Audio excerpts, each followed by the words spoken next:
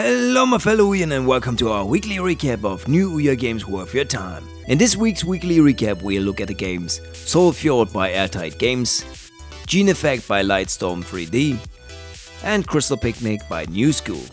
So let's start this episode with Fjord, which was the game I was really looking forward to play since Christmas. It was finally released on the 28th of January and I hate to say this, it wasn't worth the wait. I was expecting a brilliant RPG with an out-of-this-world story and cool artwork and design. What we got is a game with awesome funkadelic music, a pretty hilarious storyline, but mediocre gameplay. When I saw the intro and how great the story would be, I fell in love with Fjord. Then I had to endure boring fights with monsters and level design that required me to use a map instead of being intuitive.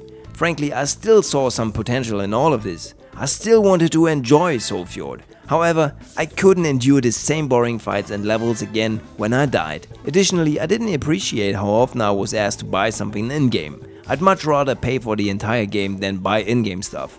In the end, that in-game stuff policy was the final straw. I was massively disappointed by both the game mechanics and that policy. Maybe I was expecting too much and didn't give this game enough of a chance.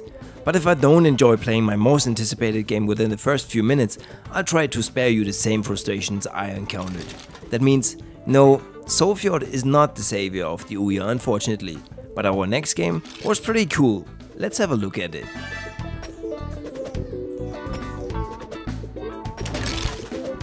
Here comes our game of the week, Gene Effect. What a pleasant surprise after a big disappointment. I started Gene Effect not knowing what to expect except from what I saw in the screenshots. In Gene Effect you control a mining robot, mining for rare minerals or fossils and relics. What I especially liked about this game was how soothing and relaxing it was. You come home from a hard day's work at the factory and you get into your futuristic mining robot and you're having a great time winding down from the day.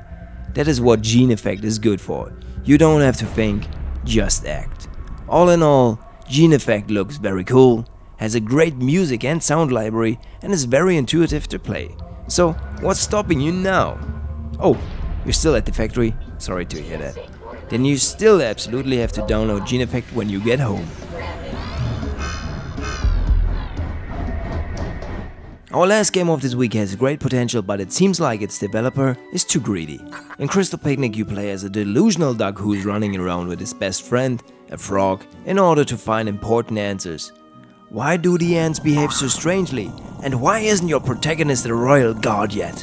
I really love the humor in Crystal Picnic, but I much rather would have appreciated if I had more time to test the game before buying. If the trial period had been for, let's say, 60 instead of just 15 minutes, I probably would have bought it right then and there.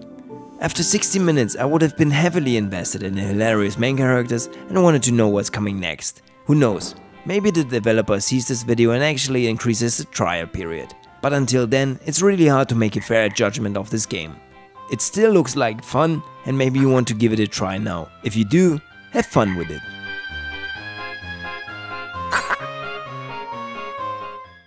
That's it again for this week folks. Thanks for watching and see you next week. Bye.